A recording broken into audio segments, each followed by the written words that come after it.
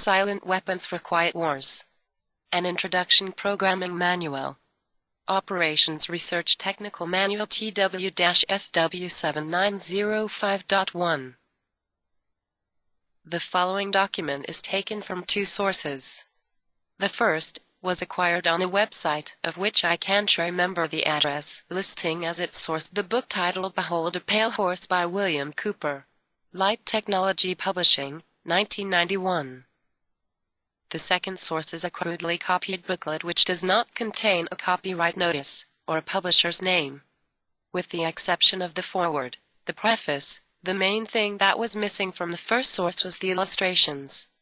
As we began comparing the two, we realized that the illustrations and the accompanying text, also missing from the first, made up a significant part of the document.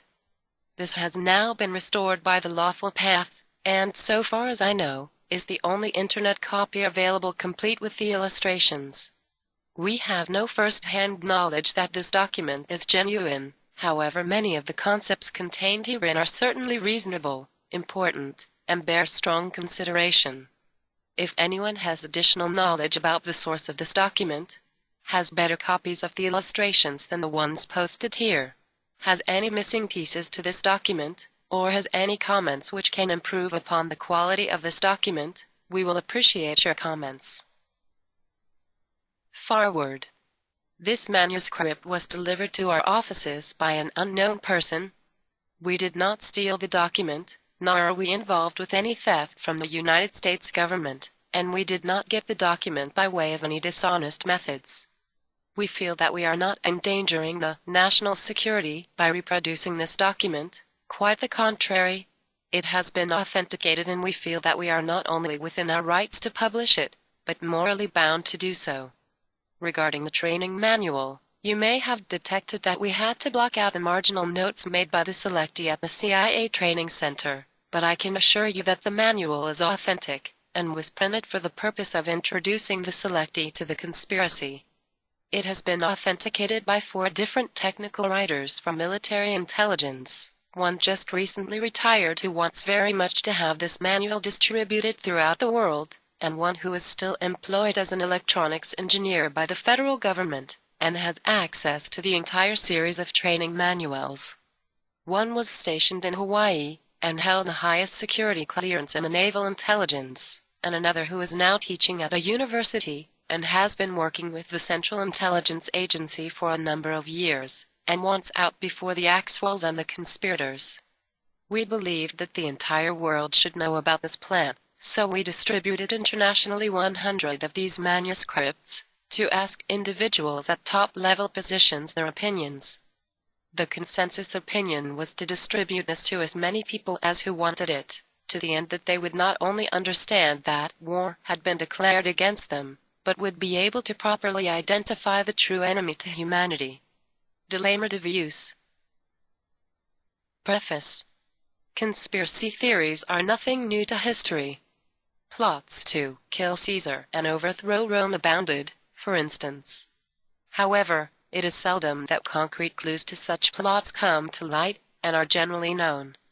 Silent Weapons for Quiet Wars, an introduction programming manual, was uncovered quite by accident on July 7, 1986, when an employee of Boeing Aircraft Company purchased a surplus IBM copier for scrap parts at a sale, and discovered inside details of a plan hatched in the embryonic days of the Cold War, which called for control of the masses through manipulation of industry, people's pastimes, education, and political leanings. It called for a quiet revolution, putting brother against brother, and diverting the public's attention from what is really going on. The document you are about to read is real. It is reprinted in its virgin form, with diagrams, as a touch of reality. The following document, dated May 1979, was found on July 7, 1986, in an IBM copier that had been purchased at a surplus sale. Top Secret Silent Weapons for Quiet Wars. Operations Research Technical Manual TM-SW7905.1. Welcome aboard. This publication marks the 25th anniversary of the Third World War, called the Quiet War, being conducted using subjective biological warfare, fought with silent weapons.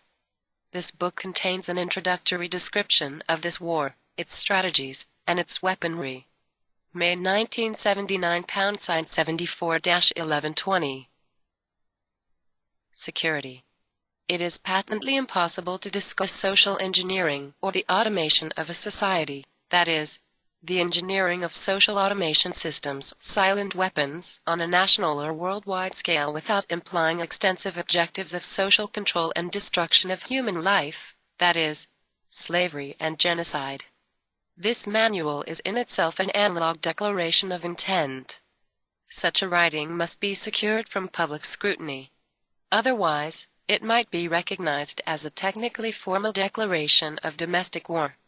Furthermore, whenever any person or group of persons in a position of great power and without full knowledge and consent of the public uses such knowledge and methodologies for economic conquest, it must be understood that a state of domestic warfare exists between said person or group of persons and the public. The solution of today's problems requires an approach which is ruthlessly candid, with no agonizing over religious, moral or cultural values. You have qualified for this project because of your ability to look at human society with cold objectivity, and yet analyze and discuss your observations and conclusions with others of similar intellectual capacity without the loss of discretion or humility. Such virtues are exercised in your own best interest. Do not deviate from them. Historical introduction. Silent weapon technology has evolved from operations research, or a strategic and tactical methodology developed under the military management in England during World War II.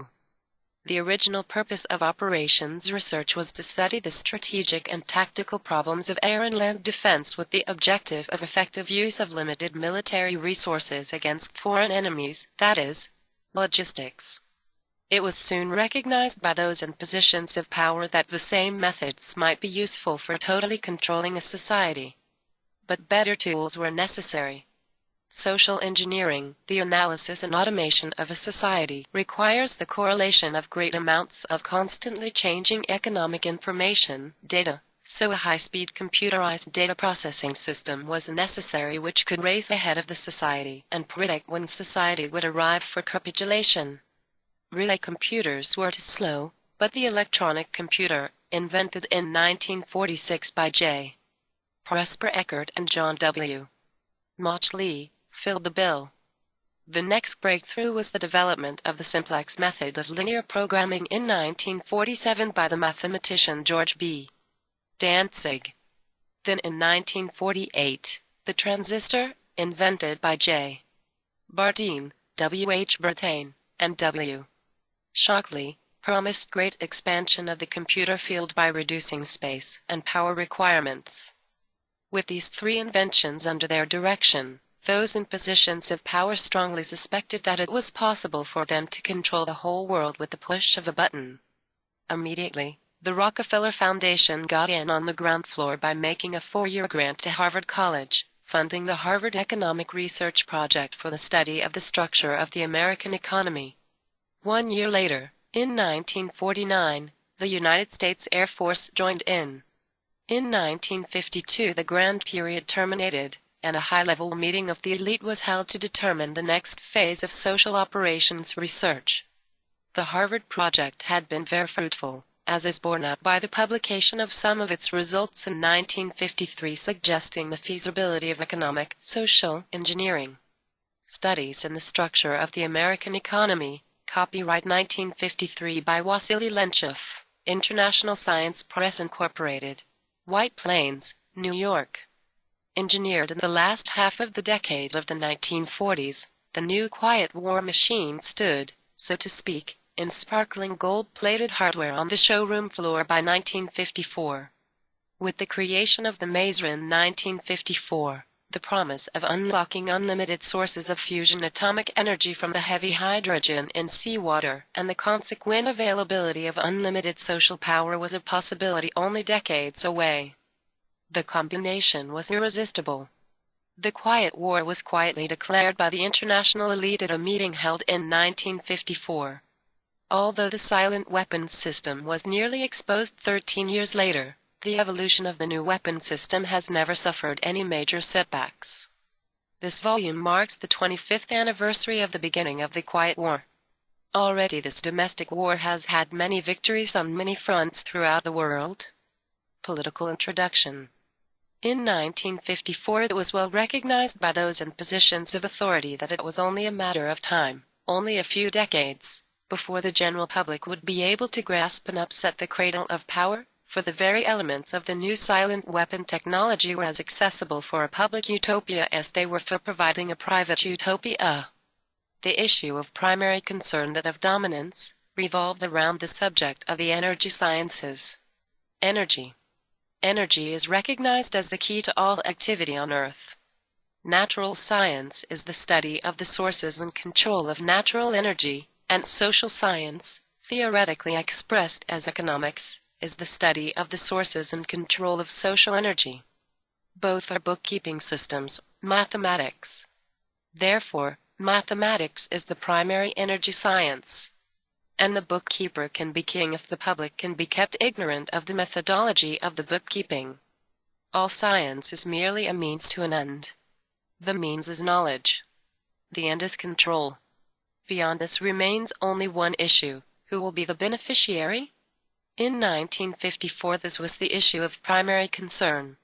Although the so-called moral issues were raised, in view of the law of natural selection, it was agreed that a nation or world of people who will not use their intelligence are no better than animals who do not have intelligence. Such people are beasts of burden and stakes on the table by choice and consent. Consequently, in the interest of future world order, peace, and tranquility, it was decided to privately wage a quiet war against the American public with an ultimate objective of permanently shifting the natural and social energy, wealth, of the undisciplined and irresponsible many into the hands of the self-disciplined, responsible, and worthy few. In order to implement this objective, it was necessary to create, secure, and apply new weapons which, as it turned out, were a class of weapons so subtle and sophisticated in their principle of operation and public appearance as to earn for themselves the name silent weapons. In conclusion, the objective of economic research, as conducted by the magnates of capital, banking, and the industries of commodities, goods, and services, is the establishment of an economy which is totally predictable and manipulatable. In order to achieve a totally predictable economy, the low-class elements of society must be brought under total control, that is, must be housebroken, trained, and assigned a yoke and long-term social duties from a very early age, before they have an opportunity to question the propriety of the matter. In order to achieve such conformity, the lower-class family unit must be disintegrated by a process of increasing preoccupation of the parents and the establishment of government-operated daycare centers for the occupationally orphaned children. The quality of education given to the lower class must be of the poorer sort, so that the mote of ignorance isolating the inferior class from the superior class is and remains incomprehensible to the inferior class.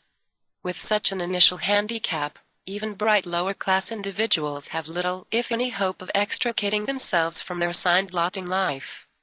This form of slavery is essential to maintain some measure of social order, peace, and tranquility for the ruling upper class. Descriptive introduction of the silent weapon. Everything that is expected from an ordinary weapon is expected from a silent weapon by its creators, but only in its own manner of functioning. It shoots situations, instead of bullets, propelled by data processing, instead of chemical reaction, explosion, originating from bits of data, instead of grains of gunpowder, from a computer, instead of a gun, operated by a computer programmer, instead of a marksman, under the orders of a banking magnate, instead of a military general. It makes no obvious explosive noises, causes no obvious physical or mental injuries, and does not obviously interfere with anyone's daily social life. Yet it makes an unmistakable noise, causes unmistakable physical and mental damage, and unmistakably interferes with the daily social life, that is, unmistakable to a trained observer, one who knows what to look for. The public cannot comprehend this weapon, and therefore cannot believe that they are being attacked and subdued by a weapon. The public might instinctively feel that something is wrong, but that is because of the technical nature of the silent weapon. They cannot express their feeling in a rational way, or handle the problem with intelligence. Therefore, they do not know how to cry for help, and do not know how to associate with others to defend themselves against it. When a silent weapon is applied gradually, the public adjusts/adapts to its presence and learns to tolerate its encroachment on their lives until the pressure, psychological via economic, becomes too great and they crack up.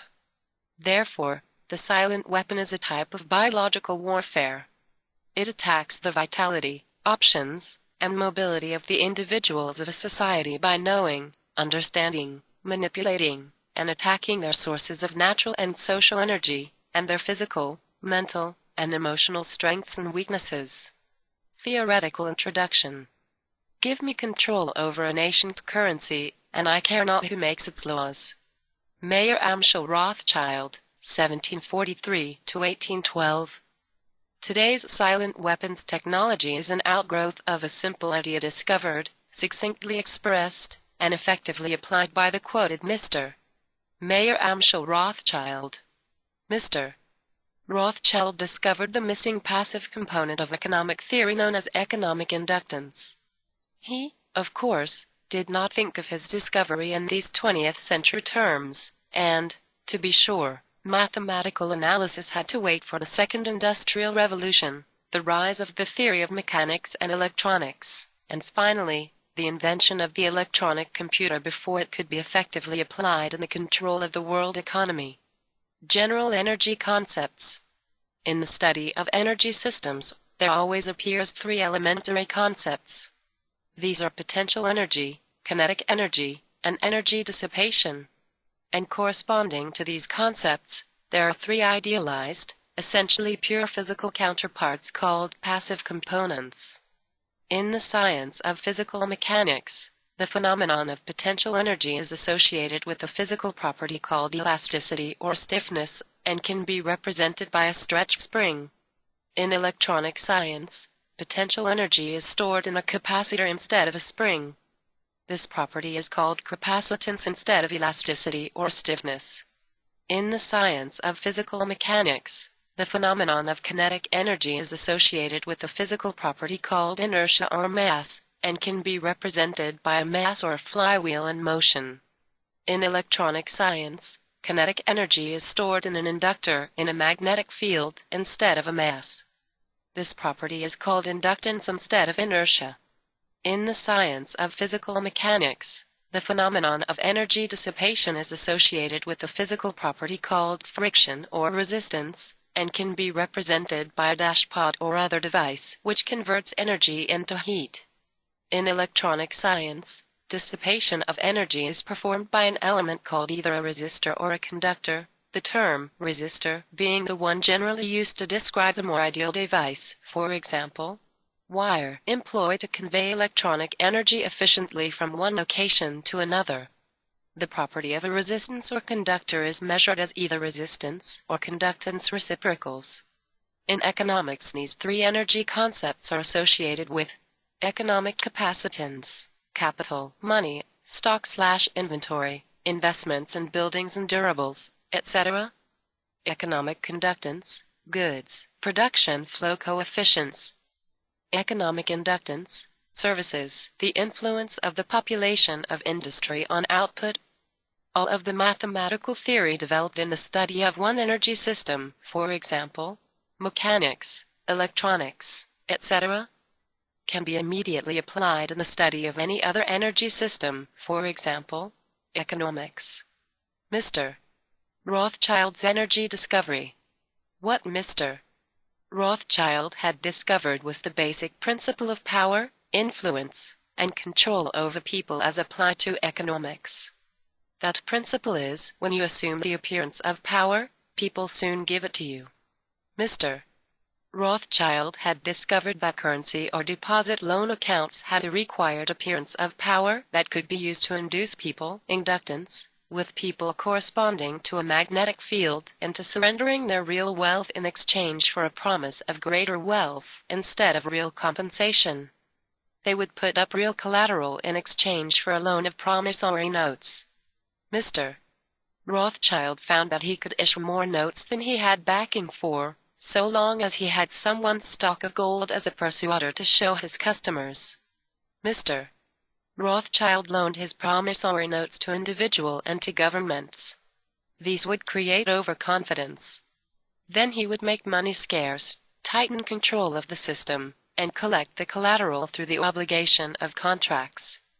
The cycle was then repeated. These pressures could be used to ignite a war. Then he would control the availability of currency to determine who would win the war. That government which agreed to give him control of its economic system got his support. Collection of debts was guaranteed by economic aid to the enemy of the debtor. The profit derived from this economic methodology made Mr. Rothschild all the more able to expand his wealth. He found that the public greed would allow currency to be printed by government order beyond the limits, inflation, of backing in precious metal or the production of goods and services. Apparent capital is paper, inductor.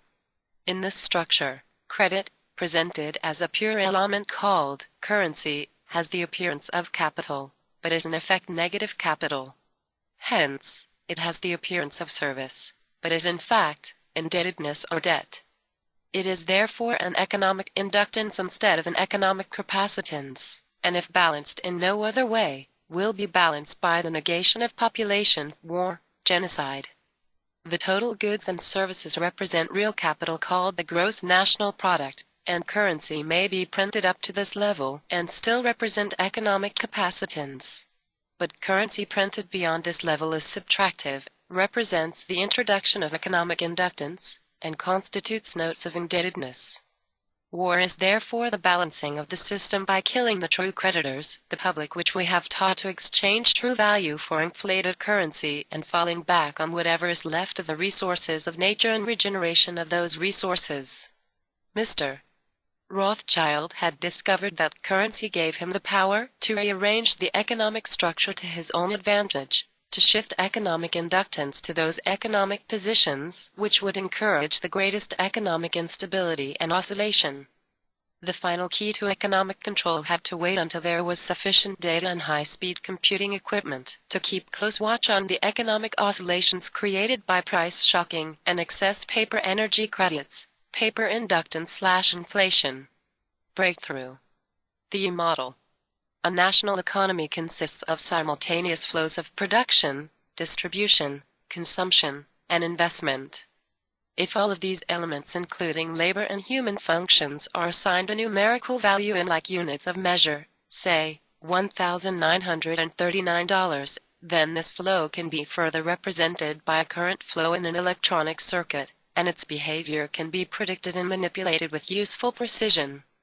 The three ideal passive energy components of electronics, the capacitor, the resistor, and the inductor, correspond to the three ideal passive energy components of economics called the pure industries of capital, goods, and services, respectively. Economic capacitance represents the storage of capital in one form or another. Economic conductance represents the level of conductance of materials for the production of goods. Economic inductance represents the inertia of economic value in motion. This is a population phenomenon known as services. Economic inductance. An electrical inductor, for example, a coil or wire, has an electric current as its primary phenomenon and a magnetic field as its secondary phenomenon, inertia. Corresponding to this, an economic inductor has a flow of economic value as its primary phenomenon and a population field as its secondary field phenomenon of inertia. When the flow of economic value, for example, money, diminishes, the human population field collapses in order to keep the economic value, money, flowing. Extreme case, war. This public inertia is a result of consumer buying habits, expected standard of living, etc., and is generally a phenomenon of self-preservation. Inductive factors to consider. Population. Magnitude of the economic activities of the government. The method of financing these government activities, see Peter Paul principle, inflation of the currency. Translation. A few examples will be given. Charge, coulombs. Dollars, 1939. Flow/current, amperes, coulombs per second. Dollars of flow per year. Motivating force, volts. Dollars, output, demand. Conductance, amperes per volt. Dollars of flow per year per dollar demand. Capacitance, coulombs per volt. Dollars of production inventory/stock per dollar demand. Time flow relationships and self-destructive oscillations. An ideal industry may be symbolized electronically in various ways. The simplest way is to represent a demand by a voltage and a supply by a current. When this is done, the relationship between the two becomes what is called an admittance, which can result from three economic factors: 1. Foresight flow, 2. Present flow, and 3. Hindsight flow. Foresight flow is the result of that property of living entities to cause energy, food, to be stored for a period of low energy, for example, a winter season. It consists of demands made upon an economic system for that period of low energy, winter season. In a production industry it takes several forms, one of which is known as production stock or inventory. In electronic symbology, this specific industry demand, a pure capital industry, is represented by capacitance, and a stock or resource is represented by a stored charge. Satisfaction of an industry demand suffers a lag because of the loading effect of inventory priorities. Present flow ideally involves no delays. It is, so to speak, input today for output today, a hand-to-mouth flow. In electronic symbology, this specific industry demand, a pure S industry, is represented by a conductance, which is then a simple economic valve, a dissipative element. Hindsight flow is known as habit or inertia. In electronics, this phenomenon is the characteristic of an inductor. Economic analog equals a pure service industry in which a current flow, economic analog equals flow of money, creates a magnetic field. Economic analog equals active human population, which, if the current, money flow, begins to diminish, collapse, war, to maintain the current, flow of money, energy. Other large alternatives to war as economic inductors or economic flywheels are an open-ended social welfare program, or an enormous, but fruitful, open-ended space program. The problem with stabilizing the economic system is that there is too much demand on account of 1. Too much greed, and 2. Too much population. This creates excessive economic inductance, which can only be balanced with economic capacitance, true resources or value, for example, in goods or services. The social welfare program is nothing more than an open-ended credit balance system, which creates a false capital industry to give non-productive people a roof over their heads and food in their stomachs. This can be useful, however, because the recipients become state property in return for the gift, a standing army for the elite. For he who pays the piper picks the tune. Those who get hooked on the economic drug must go to the elite for a fix. In this, the method of introducing large amounts of stabilizing capacitance is by borrowing on the future credit of the world. This is a fourth law of motion, onset, and consists of performing an action and leaving the system before the reflected reaction returns to the point of action, a delayed reaction. The means of surviving the reaction is by changing the system before the reaction can return. By this means, politicians become more popular in their own time and the public pays later. In fact, the measure of such a politician is the delay time.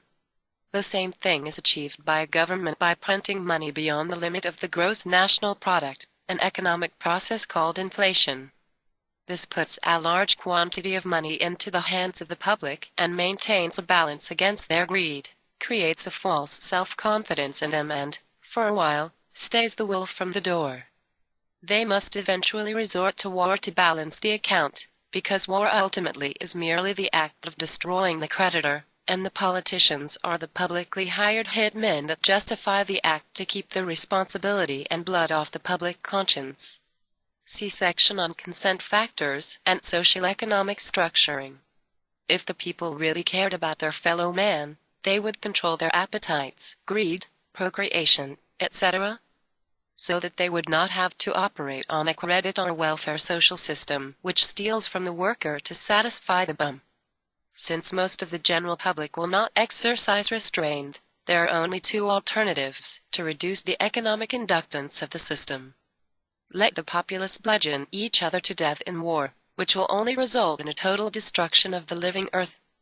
Take control of the world by the use of economic, silent weapons in a form of quiet warfare, and reduce the economic inductance of the world to a safe level by a process of benevolent slavery and genocide. The latter option has been taken as the obviously better option. At this point it should be crystal clear to the reader why absolute secrecy about the silent weapons is necessary. The general public refuses to improve its own mentality and its faith in its fellow man. It has become a herd of proliferating barbarians, and, so to speak, a blight upon the face of the earth.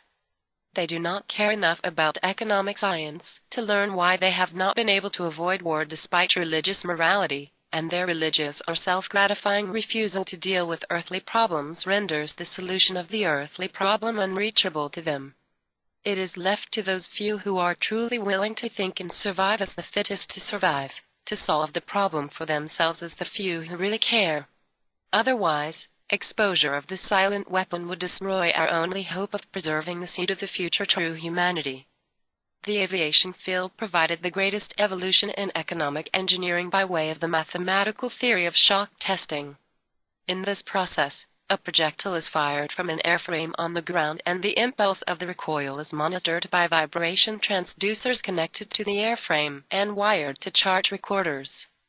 By studying the echoes or reflections of the recoil impulse in the airframe, it is possible to discover critical vibrations in the structure of the airframe, which either vibrations of the engine or aeolian vibrations of the wings, or a combination of the two, might reinforce, resulting in a resonant self-destruction of the airframe in flight as an aircraft. From the standpoint of engineering, this means that the strengths and weaknesses of the structure of the airframe in terms of vibrational energy can be discovered and manipulated.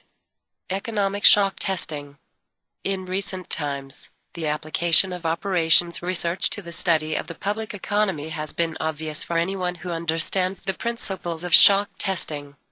In the shock testing of an aircraft airframe, the recoil impulse of firing a gun mounted on that airframe causes shock waves in that structure, which tell aviation engineers the conditions under which some parts of the airplane or the whole airplane or its wings will start to vibrate or flutter like a guitar string, a flute reed, or a tuning fork, and disintegrate or fall apart in flight.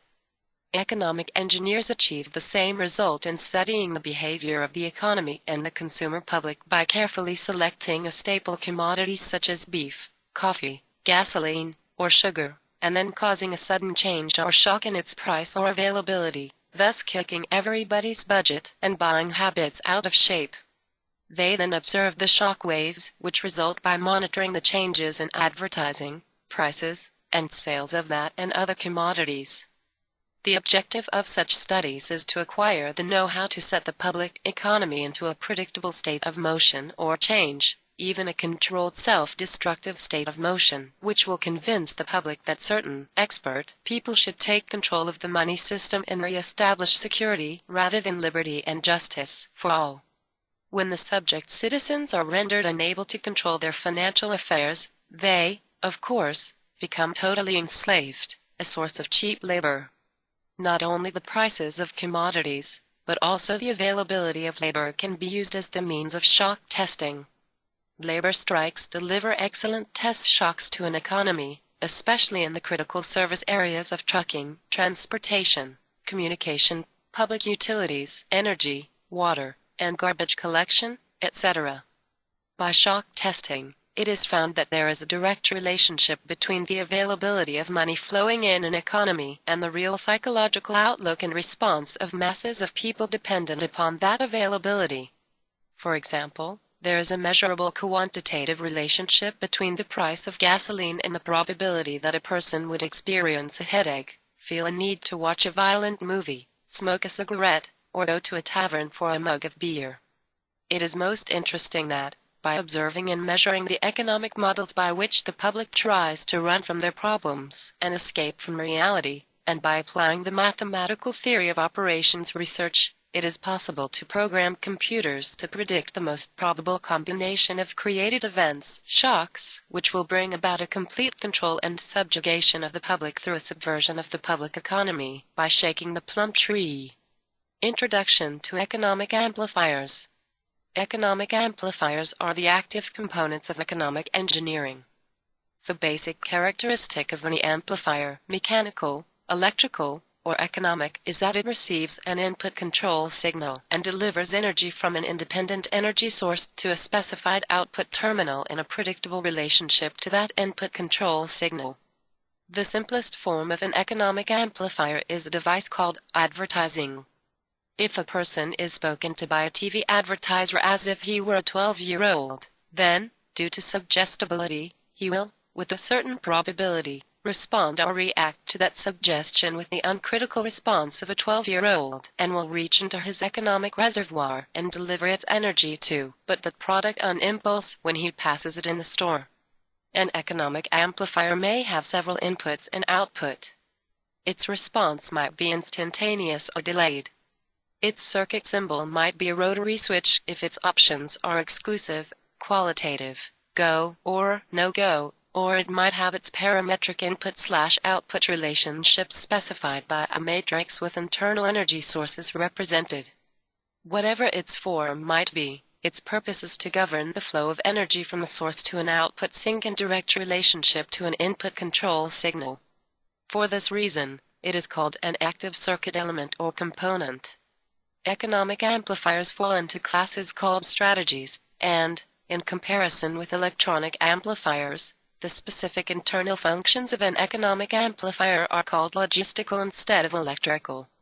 Therefore, economic amplifiers not only deliver power gain but also, in effect, are used to cause changes in the economic circuitry.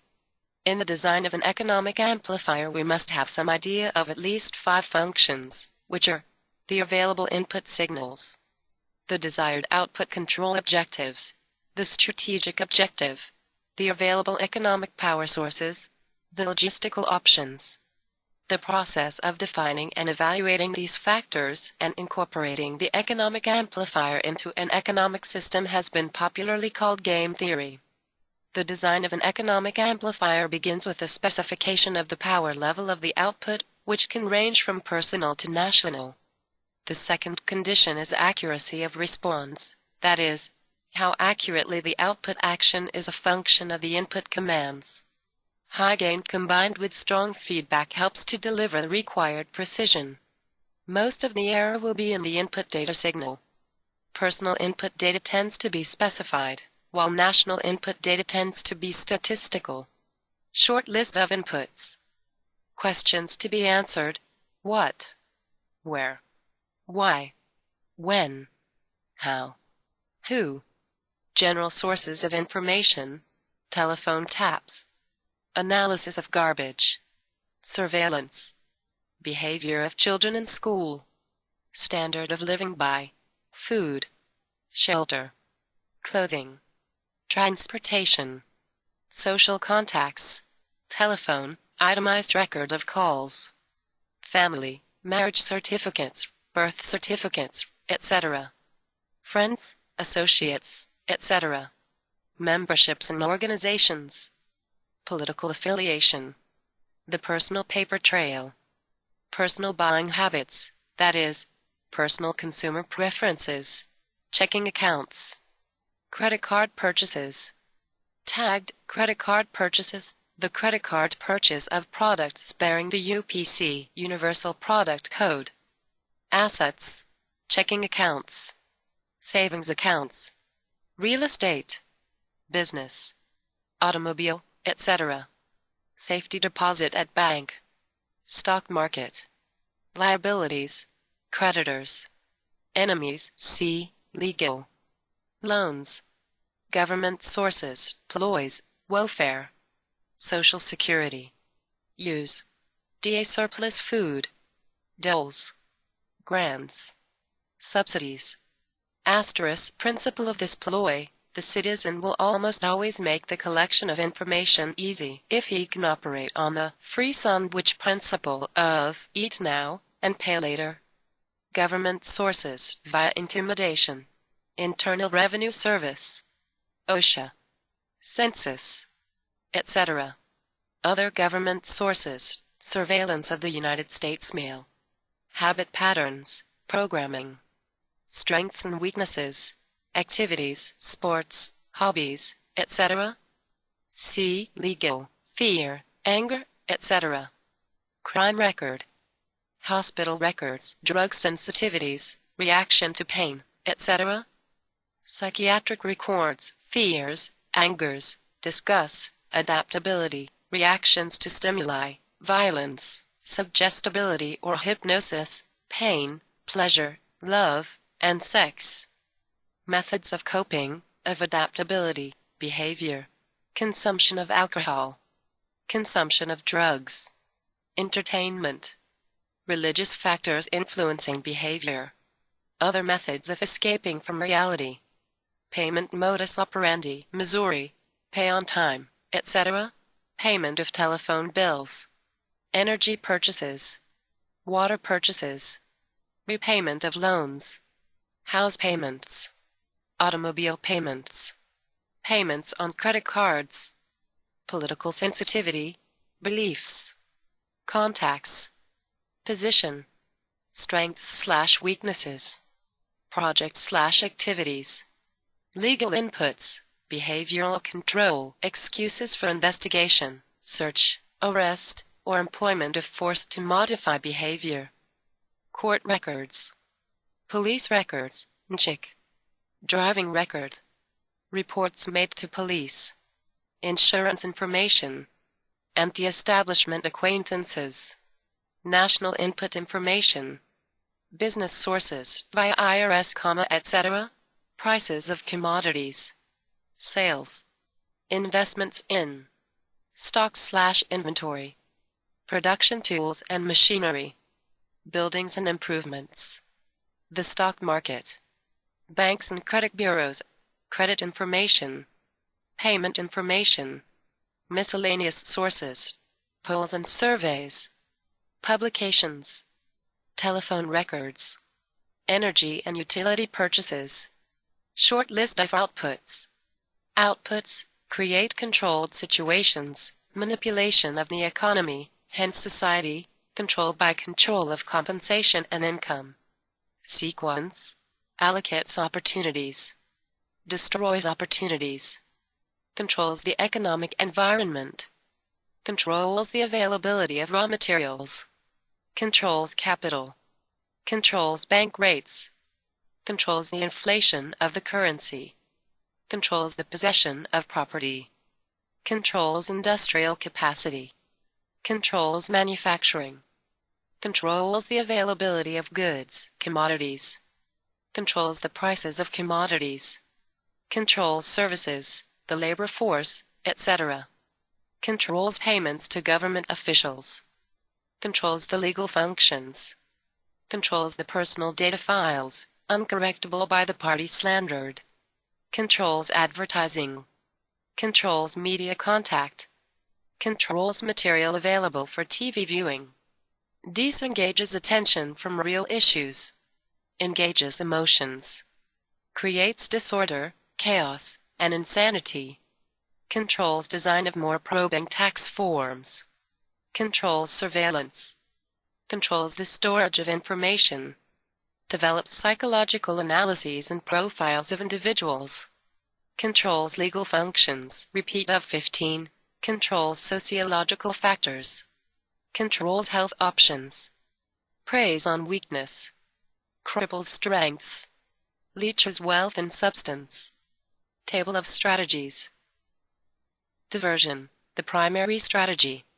Experience has proven that the simplest method of securing a silent weapon and gaining control of the public is to keep the public undisciplined and ignorant of the basic system principles on the one hand, while keeping them confused, disorganized, and distracted with matters of no real importance on the other hand. This is achieved by disengaging their minds, sabotaging their mental activities, providing a low-quality program of public education in mathematics, logic, systems design and economics, and discouraging technical creativity.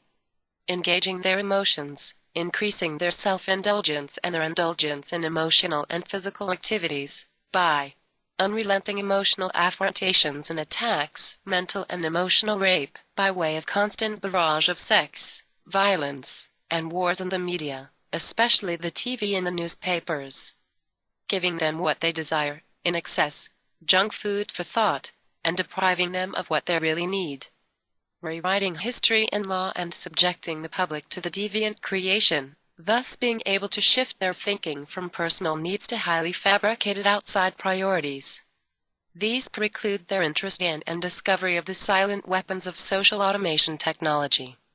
The general rule is that there is a profit in confusion. The more confusion, the more profit. Therefore, the best approach is to create problems and then offer solutions.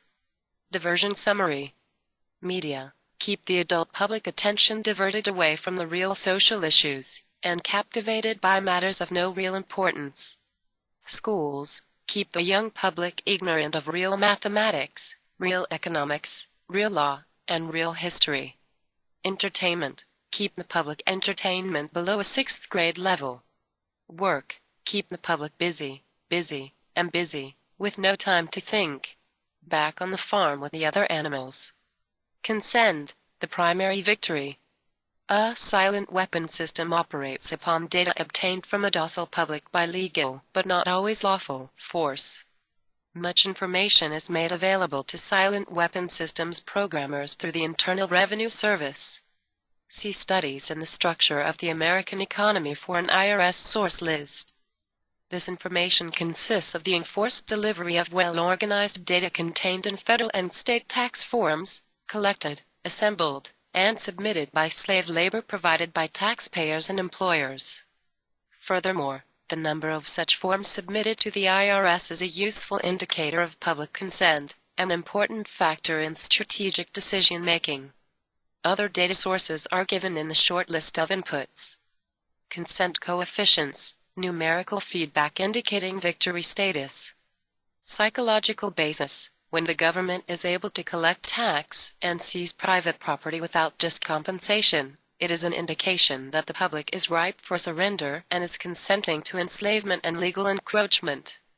A good and easily quantified indicator of harvest time is the number of public citizens who pay income tax despite an obvious lack of reciprocal or honest service from the government. Amplification energy sources. The next step in the process of designing an economic amplifier is discovering the energy sources. The energy sources which support any primitive economic system are, of course, a supply of raw materials, and the consent of the people to labor and consequently assume a certain rank, position, level, or class in the social structure, that is, to provide labor at various levels in the pecking order. Each class, in guaranteeing its own level of income, controls the class immediately below it, hence preserves the class structure. This provides stability and security, but also government from the top. As time goes on and communication and education improve, the lower class elements of the social labor structure become knowledgeable and envious of the good things that the upper class members have. They also begin to attain a knowledge of energy systems and the ability to enforce their rise through the class structure. This threatens the sovereignty of the elite. If this rise of the lower classes can be postponed long enough, the elite can achieve energy dominance, and labor by consent no longer will hold a position of an essential energy source. Until such energy dominance is absolutely established, the consent of people to labor and let others handle their affairs must be taken into consideration, since failure to do so could cause the people to interfere in the final transfer of energy sources to the control of the elite. It is essential to recognize that at this time, public consent is still an essential key to the release of energy in the process of economic amplification. Therefore, consent as an energy release mechanism will now be considered. Logistics. The successful application of a strategy requires a careful set of inputs, outputs, the strategy connecting the inputs and the outputs, and the available energy sources to fuel the strategy. This study is called logistics. A logistical problem is studied at the elementary level first, and then levels of greater complexity are studied as a synthesis of elementary factors. This means that a given system is analyzed, that is, broken down into its subsystems, and these in turn are analyzed, until by this process, one arrives at the logistical atom, the individual. This is where the process of synthesis properly begins, at the time of birth of the individual. The artificial womb. From the time a person leaves its mother's womb, its every effort is directed towards building, maintaining, and withdrawing into artificial wombs, various sorts of substitute protective devices or shells. The objective of these artificial wombs is to provide a stable environment for both stable and unstable activity, to provide a shelter for the evolutionary processes of growth and maturity, that is, survival, to provide security for freedom, and to provide defensive protection for offensive activity. This is equally true of both the general public and the elite. However, there is a definite difference in the way each of these classes go about the solution of problems. The political structure of a nation, dependency. The primary reason why the individual citizens of a country create a political structure is the subconscious wish or desire to perpetuate their own dependency relationship of childhood. Simply put, they want a human god to eliminate all risk from their life, pat them on the head, kiss their bruises, put a chicken on every dinner table, clothe their bodies, tuck them into bed at night, and tell them that everything will be all right when they wake up in the morning. This public demand is incredible, so the human god, the politician, meets incredibility with incredibility by promising the world and delivering nothing. So who is the bigger liar? The public, or the Godfather? This public behavior is surrender born of fear, laziness, and expediency. It is the basis of the welfare state as a strategic weapon, useful against a disgusting public. Action/offense. Most people want to be able to subdue and/or kill other human beings, which disturb their daily lives, but they do not want to have to cope with the moral and religious issues which such an overt act on their part might raise. Therefore, they assign the dirty work to others, including their own children, so as to keep the blood off their hands. They rave about the humane treatment of animals, and then sit down to a delicious hamburger from a whitewashed slaughterhouse down the street and out of sight. But even more hypocritical, they pay taxes to finance a professional association of hitmen collectively called politicians, and then complain about corruption in government. Responsibility. Again, most people want to be free to do the things, to explore, etc. But they are afraid to fail. The fear of failure is manifested in irresponsibility, and especially in delegating those personal responsibilities to others where success is uncertain or carries possible or created liabilities, law, which the person is not prepared to accept. They want authority, root word, author, but they will not accept responsibility or liability. So they hire politicians to face reality for them. Summary. The people hire the politicians so that the people can obtain security without managing it, obtain action without thinking about it, inflict theft, injury, and death upon others without having to contemplate either life or death, avoid responsibility for their own intentions, obtain the benefits of reality and science without exerting themselves in the discipline of facing or learning either of these things. They give the politicians the power to create and manage a war machine to provide for the survival of the nation/womb, prevent encroachment of anything upon the nation/womb, destroy the enemy who threatens the nation/womb, destroy those citizens of their own country who do not conform for the sake of stability of the nation/womb. Politicians hold many quasi-military jobs, the lowest being the police, which are soldiers, the attorneys and C.P.A.S. next, who are spies and saboteurs, licensed, and the judges who shout orders and run the closed union military shop for whatever the market will bear. The generals are industrialists. The presidential level of commander-in-chief is shared by the international bankers. The people know that they have created this farce and financed it with their own taxes, consent, but they would rather knuckle under than be the hypocrite. Thus, a nation becomes divided into two very distinct parts, a docile subnation, great silent majority, and a political subnation. The political subnation remains attached to the docile subnation, tolerates it, and leeches its substance until it grows strong enough to detach itself and then devour its parent. System analysis. In order to make meaningful computerized economic decisions about war, the primary economic flywheel, it is necessary to assign concrete logistical values to each element of the war structure, personnel and material alike. This process begins with a clear and candid description of the subsystems of such a structure. The draft as military service. Few efforts of human behavior modification are more remarkable or more effective than that of the socio-military institution known as the draft. A primary purpose of a draft or other such institution is to instill, by intimidation, in the young males of a society the uncritical conviction that the government is omnipotent. He is soon taught that a prayer is slow to reverse what a bullet can do in an instant. Thus, a man trained in a religious environment for 18 years of his life can, by this instrument of the government, be broken down, be purged of his fantasies and illusions in a matter of mere months. Once that conviction is instilled, all else becomes easy to instill. Even more interesting is the process by which a young man's parents, who purportedly love him, can be induced to send him off to war to his death.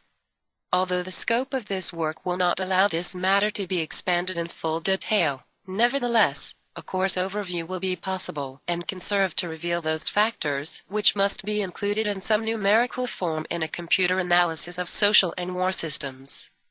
We begin with a tentative definition of the draft.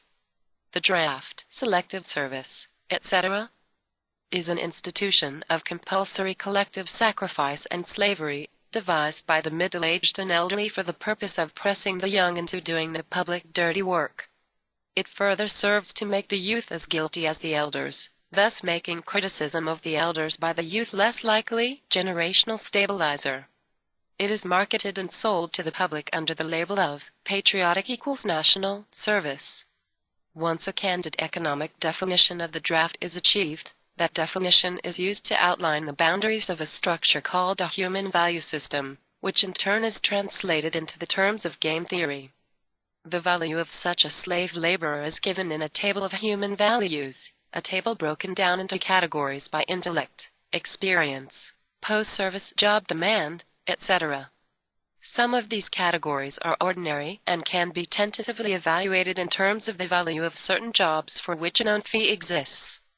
Some jobs are harder to value because they are unique to the demands of social subversion. For an extreme example, the value of a mother's instruction to her daughter, causing that daughter to put certain behavioral demands upon a future husband 10 or 15 years hence. Thus, by suppressing his resistance to a perversion of a government, making it easier for a banking cartel to buy the state of New York in, say, 20 years.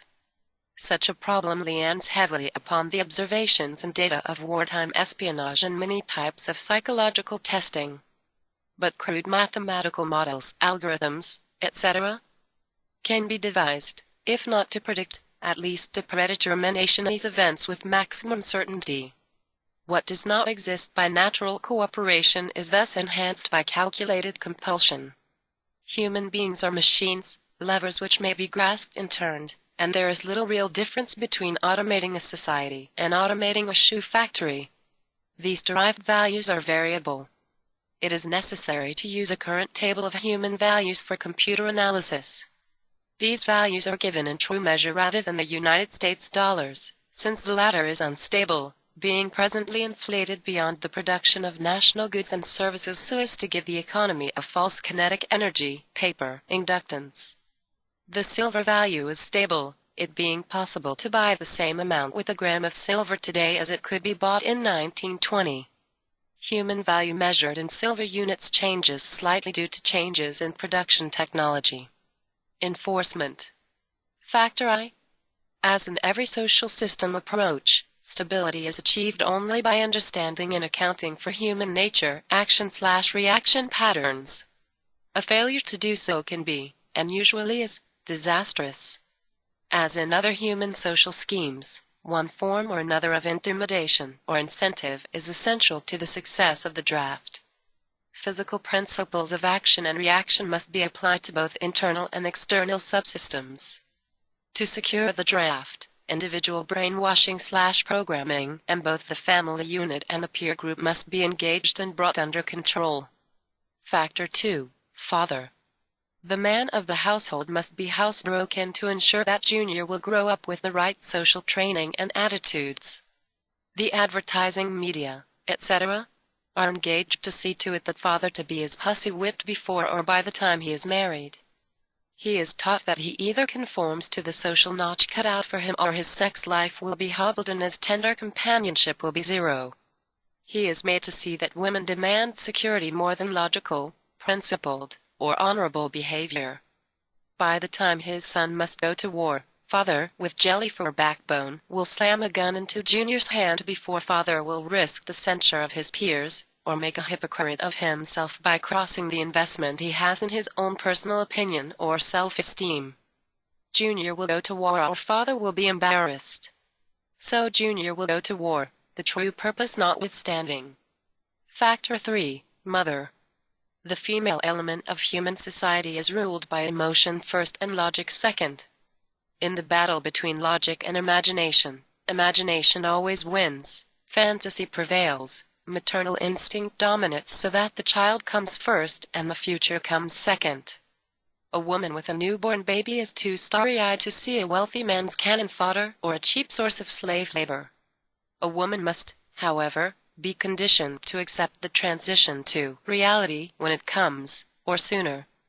As the transition becomes more difficult to manage, the family unit must be carefully disintegrated, and state-controlled public education and state-operated child care centers must become more common and legally enforced so as to begin the detachment of the child from the mother and father at an earlier age. Inoculation of behavioral drugs, Ritalin, can speed the transition for the child. Mandatory. Caution: a woman's impulsive anger can override her fear. An irate woman's power must never be underestimated, and her power over a pussy-whipped husband must likewise never be underestimated. It got women the vote in 1920. Factor 4. Junior. The emotional pressure for self-preservation during the time of war and the self-serving attitude of the common herd that have an option to avoid the battlefield, if Junior can be persuaded to go, is all of the pressure finally necessary to propel Johnny off to war. Their quiet blackmailings of him are the threats: no sacrifice, no friends, no glory, no girlfriends. Factor V. Sister. And what about Junior's sister? She is given all the good things of life by her father, and taught to expect the same from her future husband regardless of the price. Factor 6. Cattle. Those who will not use their brains are no better off than those who have no brains, and so this mindless school of jellyfish, father, mother, son, and daughter, become useful beasts of burden or trainers of the same. This concludes what is available of this document. Are discovered that define the family household and make possible its evaluation as an economic industry, dissipative consumer structure. Then the response of the household to future shocks can be predicted and manipulated, and society becomes a well-regulated animal with its reins under the control of a sophisticated computer-regulated social energy bookkeeping system. Eventually every individual element of the structure comes under computer control through a knowledge of personal preferences. Such knowledge guaranteed by Computer Association of Consumer Preferences, Universal Product Code, UPC, zebra stripe pricing codes on packages with identified consumers, identified via association with the use of a credit card, and later a permanent, tattooed, body number invisible under normal ambient illumination. Summary: economics is only a social extension of a natural energy system. It, also, has its three passive components. Because of the distribution of wealth and the lack of communication and lack of data, This field has been the last energy field for which a knowledge of these three passive components has been developed. Since energy is the key to all activity on the face of the earth, it follows that in order to attain a monopoly of energy, raw materials, goods, and services, and to establish a world system of slave labor, it is necessary to have a first-strike capability in the field of economics. In order to maintain our position, it is necessary that we have absolute first knowledge of the science of control over all economic factors and the first experience at engineering a world economy. In order to achieve such sovereignty, we must at least achieve this one end, that the public will not make either the logical or mathematical connection between economics or the other energy sciences, or learn to apply such knowledge. This is becoming increasingly difficult to control because more and more businesses are making demands upon their computer programmers to create and apply mathematical models for the management of those businesses. It is only a matter of time before the new breed of private programmer/economists will catch on to the far-reaching implications of the work begun at Harvard in 1948. The speed with which they can communicate their warning to the public will largely depend upon how effective we have been at controlling the media, subverting education, and keeping the public distracted with matters of no real importance. 3 industrial classes. Industries fall into 3 categories or classes by type of output. Class number 1, capital, resources. Class number 2, goods, commodities or use, dissipative. Class number 3, services, action of population. Class number 1, industries exist at 3 levels: nature, sources of energy and raw materials. Government, printing of currency equal to the gross national product, GNP, an extension of currency in excess of GNP. Banking, loaning of money for interest, an extension, inflation/counterfeiting of economic value through the deposit loan accounts. Class number 2, industries exist as producers of tangible or consumer, dissipated, products.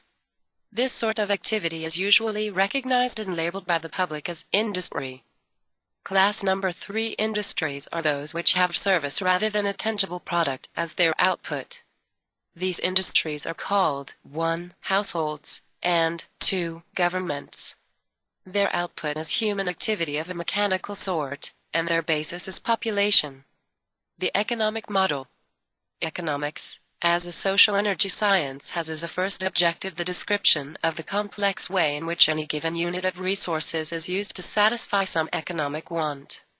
Benchmark matrix. This first objective, when it is extended to get the most product from the least or limited resources, comprises that objective of general military and industrial logistics known as operations research. See simplex method of linear programming. The Harvard Economic Research Project 1948 was an extension of World War II operations research. Its purpose was to discover the science of controlling an economy, at first the American economy, and then the world economy. It was felt that with sufficient mathematical foundation and data, it would be nearly as easy to predict and control the trend of an economy as to predict and control the trajectory of a projectile. Such has proven to be the case. Moreover, the economy has been transformed into a guided missile on target. The immediate aim of the Harvard project was to discover the economic structure, what forces change that structure, how the behavior of the structure can be predicted, and how it can be manipulated.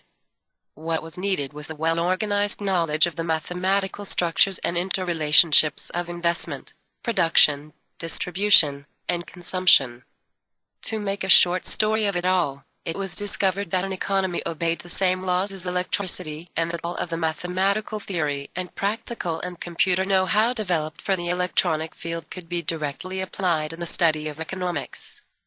This discovery was not openly declared, and its more subtle implications were and are kept a closely guarded secret, for example that in an economic model, human life is measured in dollars, and that the electric spark generated when opening a switch connected to an active inductor is mathematically analogous to the initiation of war. The greatest hurdle which theoretical economists faced was the accurate description of the household as an industry. This is a challenge because consumer purchases are a matter of choice, which in turn is influenced by income, price, and other economic factors. This hurdle was cleared in an indirect and statistically approximate way by an application of shock testing to determine the current characteristics, called current technical coefficients, of a household industry. Finally, because problems in theoretical electronics can be translated very easily into problems of theoretical electronics, and the solution translated back again, it follows that only a book of language translation and concept definition needed to be written for economics. The remainder could be gotten from standard works on mathematics and electronics. This makes the publication of books on advanced economics unnecessary, and greatly simplifies project security. Application in economics. To use this method of airframe shock testing in economic engineering, the prices of commodities are shocked, and the public consumer reaction is monitored. The resulting echoes of the economic shock are interpreted theoretically by computers, and the psycho-economic structure of the economy is thus discovered. It is by this process that partial differential and difference matrices,